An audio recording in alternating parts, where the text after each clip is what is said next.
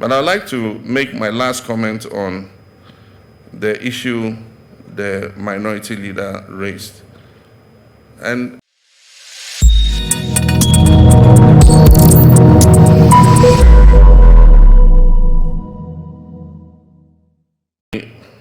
thank both the majority and minority leader for attending. For me, it sends a... But I'd like to make my last comment on the issue the minority leader raised. And it's not only him. There are several businessmen who have told me that one of the major hindrances they face in business is not even capital. It is getting trusted people to work with. If somebody comes to work for you, he thinks that your business is a platform for him also to build his business. And it's not only him who has had that experience. I've had it too. I bought a bus for a relative to run transport business so that he can look after the family at home and stop disturbing me on my small parliamentary salary. And they gave it to a driver who was a relative. Good driver though. The first thing he did was he went and put a carrier on the bus. And anytime you saw the bus had more load on top of it than in the bus. And so what happened? The axle broke down. And it was the most regrettable experience in my life. When the axle broke down, they came to me to buy a new axle. So the reason for buying the bus had been defeated. Anytime the bus broke down, they would come to me to come and repair it. And it was costing me more to repair the bus than if I had just been momoing the money to them. But you know what happened? This driver used to live in the family house. While he was driving the bus, he procured the land. He started to build a house.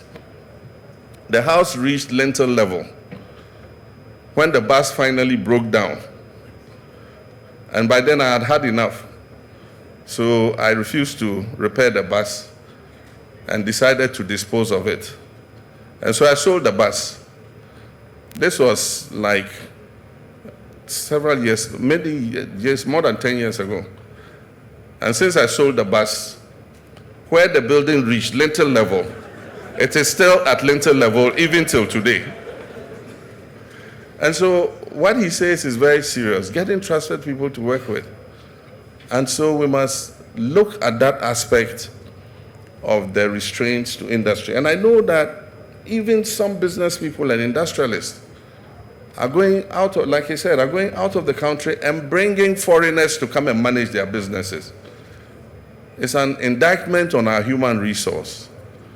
And it's something that we must begin to think about and find ways of creating a core of management that is dedicated to working to build a business. Because what they forget is as the business grows, you get better remunerated, you benefit more. But if you want to suck your pound of flesh out of the business and kill it and move on, then no industry is going to grow and survive.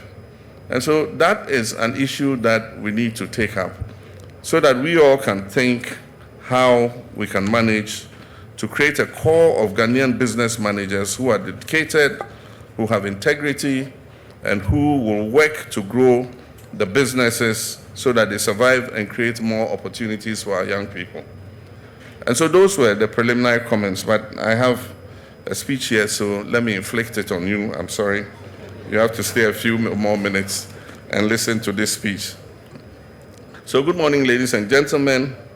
It is a pleasure for me to be here in Mpraiso in the heart of Kwahu, home to industrious and resilient people, and a place that has become a vital center for Ghana's entrepreneurial and investment dialogue.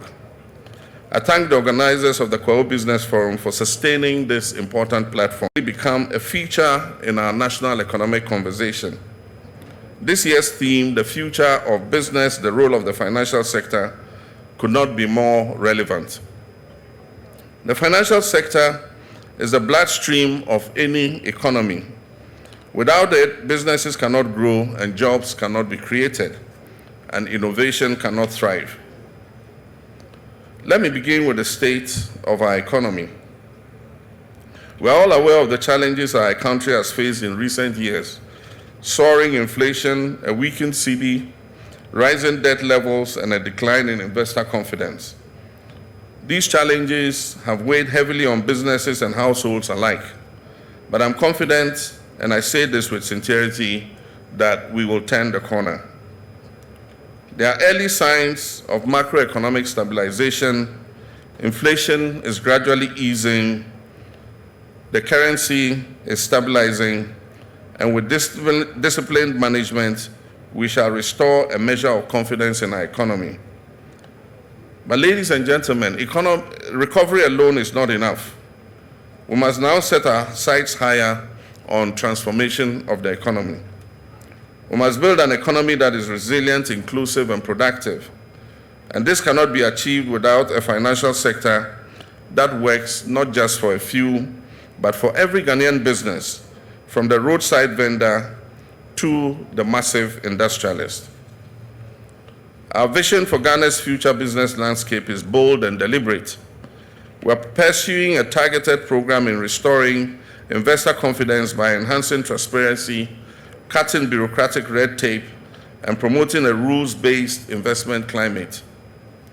We're prioritizing sectors that can absorb labor and grow our economy sustainably, like agro-processing, ICT, manufacturing, tourism, renewable energy, and the green economy. But our focus is not only on attracting foreign investment. We're equally committed to empowering Ghanaians to become owners and drivers of enterprise. And this is why this government will support the private sector, not just with policy, but with decisive action. We will expand access to affordable financing through financial institutions like the commercial banks, the Ghana Development Bank, the Women's Development Bank, and partnership with other private financial institutions. We'll support small and medium enterprises with targeted financing, tax incentives, and technical support. We'll modernize infrastructure, including roads, logistics, and digital connectivity, to create an environment where businesses can thrive. We'll reduce the cost of borrowing by reforming credit systems and supporting blended finance instruments.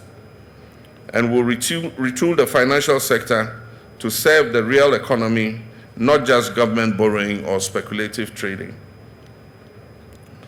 We also will launch a national venture capital fund to support youth and women-led businesses and introduce regulatory reforms that encourage banks and financial institutions to lend to the productive sectors of the economy.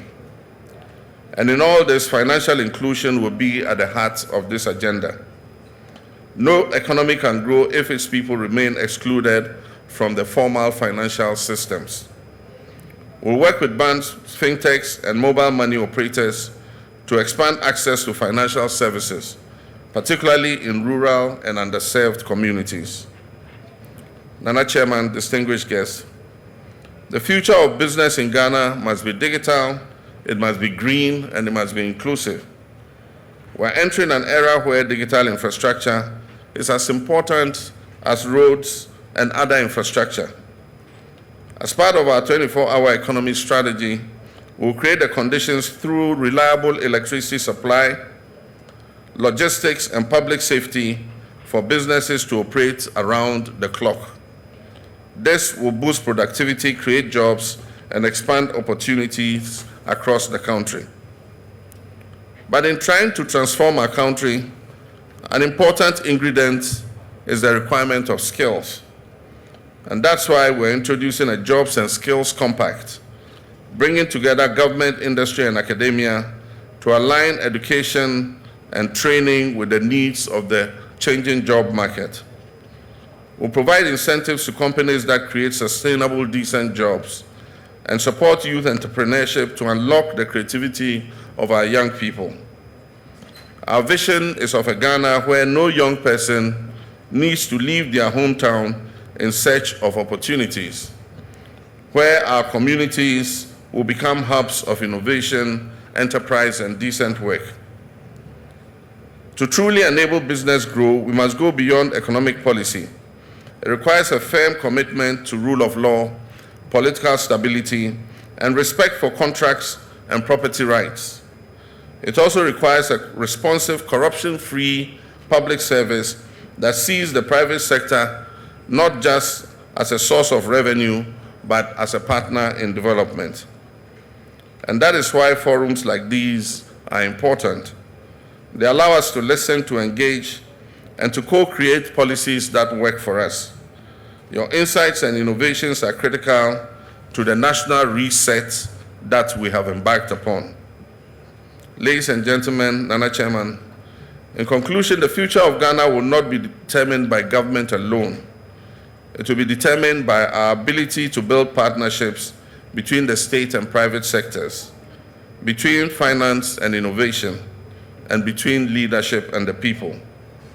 The Kwahu Business Forum is more than just an event. It is a call to action.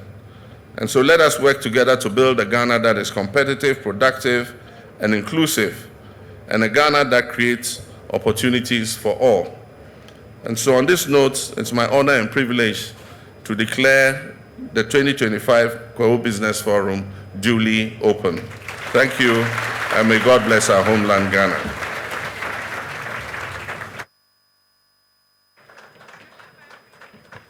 Thank you.